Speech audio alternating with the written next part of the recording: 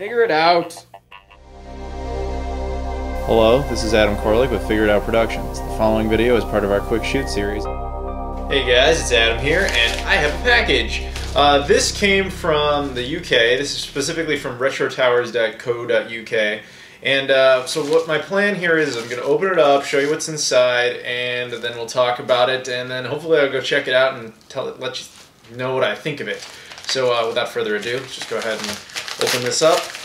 And probably should have had scissors, didn't think of that. Inside we have a cartridge. Let me put that down. Now, we have a cartridge, and see there's the business card for retrotowers.co.uk, which again is where I got this. Now, what is this? Just looks like a Super Nintendo game, right? Wrong. This is a flash drive. Basically, this is a cartridge that you can put every game for the Super Nintendo ever onto this cartridge and play them all, or at least most of them. This is comparable to like the Super UFO, which I did a video on a while ago, and the Super EverDrive. Now, why would one need this many different Super Nintendo flash cartridges?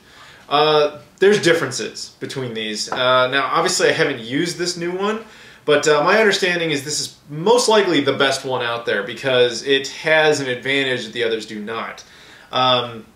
Okay, so there's a lot of Super Nintendo games that use like specialized chips, things like the Super FX chip and DSP-1 chips. You know, some games took advantage of this extra hardware that they would put inside of these games. Not every game. I mean, most games never used it. So most games will run on things like the regular EverDrive and on the Super UFO. And those same games, of course, work here. But there's also games, like I said, that use those special chips. And those chips are not really very easily recreated into flash cards. So a lot of them can't function on the regular, shall we say, Super EverDrive. The Super UFO had an interesting way of going around this. It has an extra slot on top for a cartridge, so if you need a game that uses like a Super FX chip, you could put one game with a Super FX chip on top, and then the cartridge, you could load up a ROM from a completely different game, and it would just use the Super FX chip in that cartridge, which is a neat idea. This one goes above and beyond that.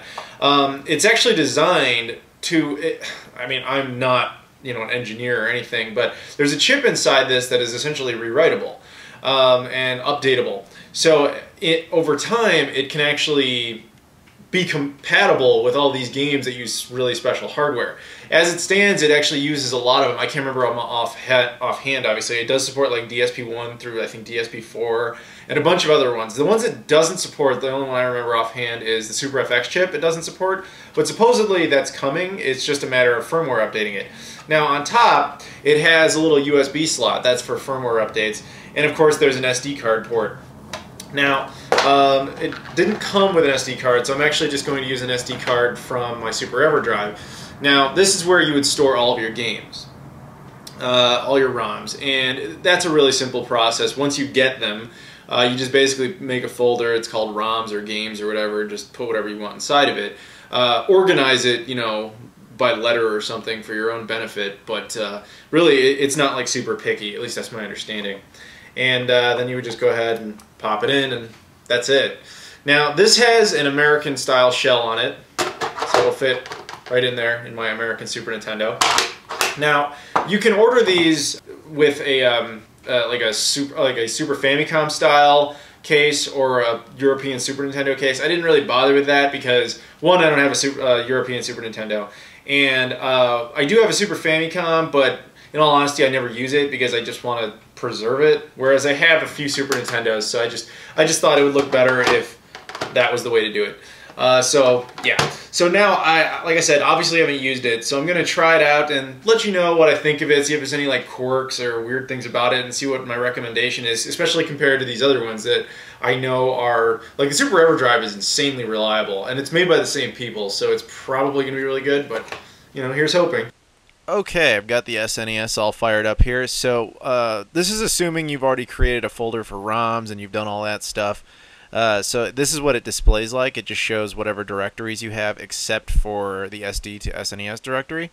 Now inside you have a bunch of options, well, two options. You have system information, which I'm showing off here, which shows that I have firmware version 0.1.4 And you can also adjust the clock and all that, which obviously is wrong. But I don't need the I don't need this cartridge to have an accurate clock. So yeah, whatever. And it includes other little stats and things that people might find useful. Anyway, enough of that. Let's go ahead and go inside the ROMs folder. Now you can see I've individually, organized these things, and I highly recommend you do that because if it's anything like the previous versions of the EverDrive, there's probably a file limit per folder, so it's a good way to break it down. You may have to, depending on the letter, make two like S folders and two M folders. You know what I'm talking about. So I'm just gonna run a game quick here, and of course it's everybody's favorite game of all time. It's Shaq Fu. Everybody loves Shaq Fu. And now this is, of course, just an example of a normal game, not using any kind of special hardware. And as you can see, it boots very quickly, and there's nothing weird about it there. So I'm just going to go ahead and turn that off, and we'll reset. Now, if you just press reset, the exact game you already loaded will come back on. If you turn it off and turn it back on, then you're presented with this menu again. So now let's go ahead and we'll try something else out. Now, this is Super Back to the Future 2. This was only released in Japan for the Super Famicom, and this is just showing that this thing is completely region-free in that sense. So it'll play, Japanese and European games on an American console, and of course American games on Japanese or European consoles. So that's that. Now you'll see down there it said RGB SCART. I'm actually capturing this via RGB SCART to HDMI, so it looks insanely good. And yeah, that's how I typically do these things. Now let's go ahead and pick another game. I'm gonna pick this thing. This is a new independent project called Super Mario Odyssey. This is fan made, based on Super Mario World, but I'm only gonna show you a quick little glimpse of it here, just the menu really. You can go and find that game for yourself if you're excited. I want to play this because I love Super Mario World. But that's just an example of this thing's ability to play non-legitimate games. Fan projects, stuff that previously only emulators could do. This thing can do. Like Super Sonic the Hedgehog hack there. I don't know if you noticed that for a quick second.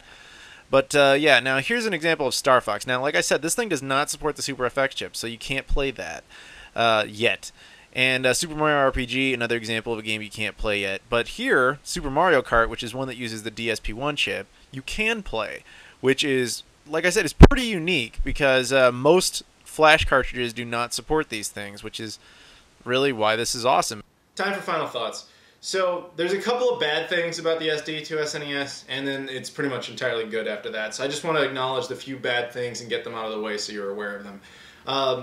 The first bad thing is really just the setup. I've been kind of spoiled in the sense that every time I get one of these things, it's usually pre-formatted, and I don't have to deal with anything, or formatting it isn't necessarily complicated. Not that this is, but it required a little more research than any of the previous ones. In fact, I couldn't even, you saw before, I thought I could use the SD card from the Super EverDrive on there. For whatever reason, it wouldn't let me do that. Basically, you need an SD card, and you need to create a directory called SD to SNES. And you have to drop in a certain set of files, which you can get on the internet. Look up SD to SNES menu.bin, and you'll be taken to their page, and it'll give you like the full set of files required. So it's, completely legit stuff. Basically, you have to download one of those firmwares and drop it into the folder, the appropriate folder. I was having a hell of a time doing that. I don't know why. Every time I would do it on this card, it simply would not recognize it. So I don't know what was up with that. I found another SD card, and then I put it on there, and everything ran fine. So at that point, okay, all good. You will have to go out of your way to find certain... okay, so... Every one of the Super Nintendo's extra or odd chipsets has its own bin, what's the term? Firmware, essentially. I know I'm screwing that up, but a BIOS. BIOS. Thank you. Thank you to me. You have to down a DSP1.bin. You have to find all of them on your own, and then you have to put them in that same directory as well. So finding most of them isn't that hard, but there's a few out there that are kind of tricky. And you're going to have to get those yourself. In fact, I couldn't find all of them. I can only find the more common ones. So if you're one of those people that has one of the uncommon BIOS files for the Super Nintendo, please send me a message. I'd love to get those. But you will require those in order to play the games that this thing is more compatible with. So there's a couple, like I said, there's a few problems from the get-go, but once you get past them, it's pretty much smooth sailing, save for one exception. I found that the newest firmware, at the time I make this video, which is version like 15 or 1.5, something like that, I don't remember if it's 15 or 1.5, is somewhat problematic. Like every time I would try to use it, a game would just crash like immediately, and I did some more research and found I wasn't really alone on that. A lot of people said the same thing. So I just downgraded to 14 or 1.4, and everything's been fine since. So, yeah. What I would suggest is that, at least at this point in time, that's what you go with. If they eventually put out 1.6 and 16, and I'm sure they will, then just go with that, unless that has problems too. But that's where our pluses actually begin. See, in the past, these things, updating the firmware on these things has been very difficult. It was beyond what I could do. My understanding was, you really had to know what you were doing, it required a lot of skills to actually update these things. This one is incredibly simple, even easier than I thought. Like, it has a USB port on it, and I thought you'd have to do it through that, but actually, as it turns out, you can just do it straight through the SD card. All you have to do is put this, in your computer, drag and drop files, and put it back in the Super Nintendo, and bam, that's it. It updates itself. Very, very simple to update that. And if you, update it to the newest thing like I did, and then that doesn't really work, and you want to draw back to the old one, you can do that too. It's very simple in that sense. And from that point, it was very reliable. It'd boot up every time, and it would play, like pretty much any game, except for the ones it's still not compatible with. And that leads us into the best option, the best thing, is that this thing, in theory, will be the only flash card to ever be able to support every type of game for the Super Nintendo, which is nothing short of amazing as far as I'm concerned. In the end, I would highly recommend it once you get past those just a couple little bumps, especially right at the beginning. So yeah, I would say definitely head over to retrotowers.co.uk, look into getting one. I think they're like 180 pounds. I don't remember exactly what that is in dollars. Or US dollars. I want to say like $250, and I know that's expensive, and that, understandably raises an eyebrow, but again, the idea is that every single Super Nintendo game ever will work with this thing. I can help you out with the price a little bit. If you use my name, which I'll display here, Adam K, if you use that on retrotowers.co.uk, you save 5% off your order. I hope that helps. So definitely do it if you can, and if you want to. It's a good alternative to collecting the games physically. Now, I know that sounds ironic coming from me, because I obviously like to collect games all the time, but in that sense, this is actually awesome for me, because then I can keep my Super Nintendo collection really nice and minty, and I don't have to, take it out and get, usage on it. I can just use this and just play all the same games I've always been playing, because, that's another thing. You can save on this thing. That's not any kind of issue. It has a battery backup. So really, you're getting the full package here if you really want it. So yeah, I would highly recommend it if you're a big-time Super Nintendo collector and you want to preserve your collection, or if you really like the Super Nintendo but you just don't want to, worry about getting all the cartridges. This thing could be your all-in-one solution.